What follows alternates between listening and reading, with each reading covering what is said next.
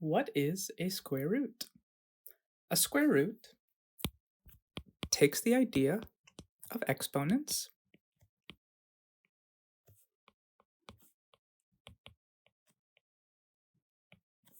and goes backwards.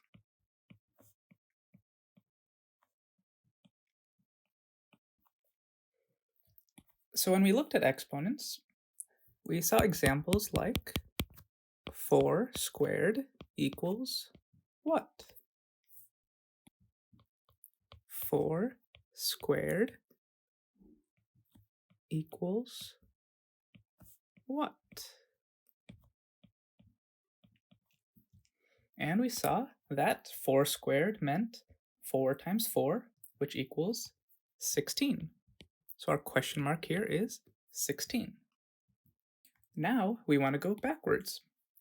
We want to say, what squared equals 16? What squared equals 16? And we know that 4 times 4 equals 16. So our question mark here is 4. So our question mark here is a number in disguise, which means that it's a variable. And most of the time, when we're dealing with variables, we'll use an x instead of the question mark. So we'll rewrite this as x squared equals 16. And this 16 right here is called a perfect square. Perfect square. And what does that mean? It means it can be expressed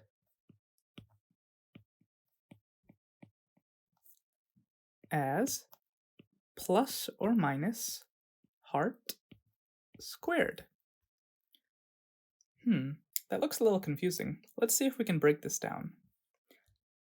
So the number 16 can be written as 4 times 4, and it can also be written as negative 4 times negative 4.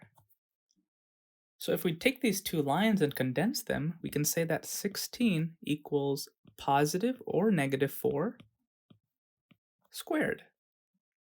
And that matches that format of plus or minus heart squared, where our heart here is any whole number. So we call 16 a perfect square because it can be expressed as plus or minus something squared. In this case, our something is 4. So let's go back to our statement of x squared equals 16. And we know that 16 is plus or minus 4 squared, so we can actually rewrite this statement as x squared equals plus or minus 4 squared. So we have something squared equals plus or minus 4 squared. And that means that our something, our number in disguise, is positive or negative 4. Remember, exponents are one of our operations, and we can apply them to both sides to maintain the equality. So if we started at this line right here, and we squared both sides, we would be up here. And another way to think about this is, let's start at, again, right here. We have x equals plus or minus 4. So let's say I multiply the left side by x. Well, we have to multiply the right side by x too to maintain that equality. But x equals plus or minus 4. So multiplying by x is the same as multiplying by plus or minus 4. And doing this gets you to this line. So take a minute to understand that relationship between these two lines right here, how you can go from one to the other. And what does this statement right here say? This x equals plus or minus 4. That's saying our number in disguise is positive 4 or negative 4. It can be either one. And since squaring x gives us 16, we say that x is a square root of 16. A square root. And let's emphasize that x is a square root. Why do we emphasize that? Because there are two square roots, as we've seen. We've seen that x equals 4 is the positive square root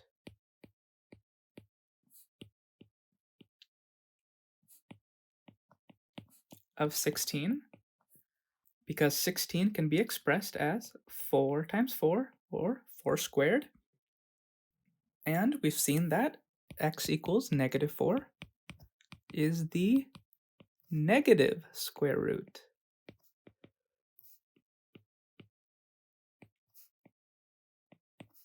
of 16, because 16 can be expressed as negative 4 times negative 4, or negative 4 squared.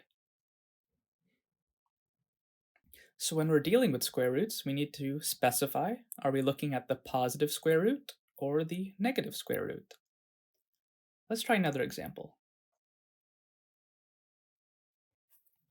Solve x squared equals 25. So this question is asking, what squared equals 25? Now you see why you learned your multiplication tables. So you know that 5 times 5 equals 25. And also, negative 5 times negative 5 equals 25. So we can rewrite this problem as x squared equals positive or negative 5 squared. And then we can easily see, undoing that exponent, that x equals positive or negative 5. So that's one way to look at this problem. Let's look at it from a different perspective. Our problem says solve x squared equals 25. So if x squared equals 25, then x is a square root of 25. It is a square root. So it could be a positive square root or a negative square root. So let's make this sentence a little more specific. We can say that x is the positive or negative square root of 25. And we can actually translate these words here into symbols. So we have x is the positive or negative square root of 25.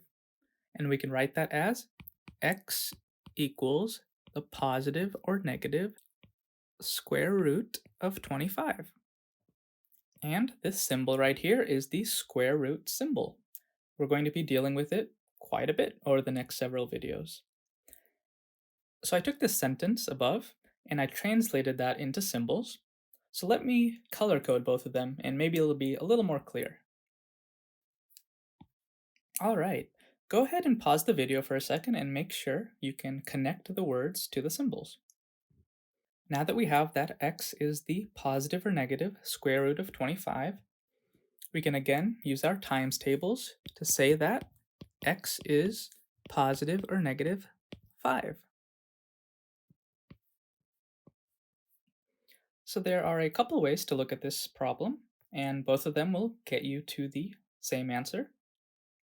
But our second approach introduced the square root symbol, so let's take some time to get a little more comfortable with that symbol. Translate the following sentences to math symbols.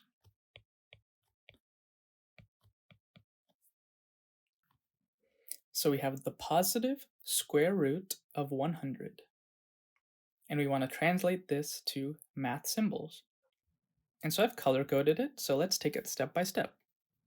So we'll have the positive square root of 100.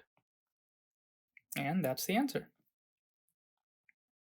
And just a quick note, when we're dealing with positive square roots, this plus sign in the front is optional.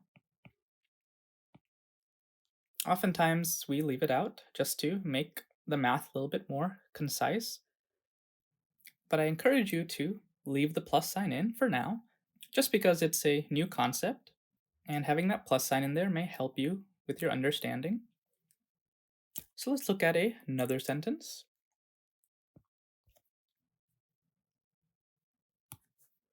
We have the negative square root of 64. So again, color coding this, we have the negative square root of 64. And there you go. Let's try one more example with these square roots. Evaluate the following. There's our fun word. So let's translate this to words. This says the negative square root of 49. Again, going back to our times tables, what number squared equals 49? That would be 7. So we want to know the negative number squared that equals 49. So that would be negative 7. So we're looking at the negative square root. So if we read this equation from left to right, it says the negative square root of 49 equals negative 7. Let's try one more. What is the positive square root of 121? So what positive number squared equals 121? This one might be a little more difficult, but the answer is 11. 11 times 11 equals 121. If you had trouble remembering some of these from your multiplication tables, this is a perfect time to review them. You could write them out, or you can make flashcards, where you have something like 7 times 7 on one side of the flashcard and 49 on the other side. And you could do that with all the others, 6 times 6, 5 times 5, all the way, I'd say, up to 12. 12 times 12. That's probably the furthest you need to go. So making some flashcards, writing it out. Do you know what 12 times 12 is? 144. So if you saw the square root of 144, you know that it's 12. So you'll be able to get through your homework a lot quicker if you know these times tables. So I encourage you to review them. Also, I encourage you to review this video because the next several videos are going to be using this idea of a square root. So it's important to be comfortable with the square root symbol and what a square root is. Feel free to ask questions in the comments, and I'll see you in the next video.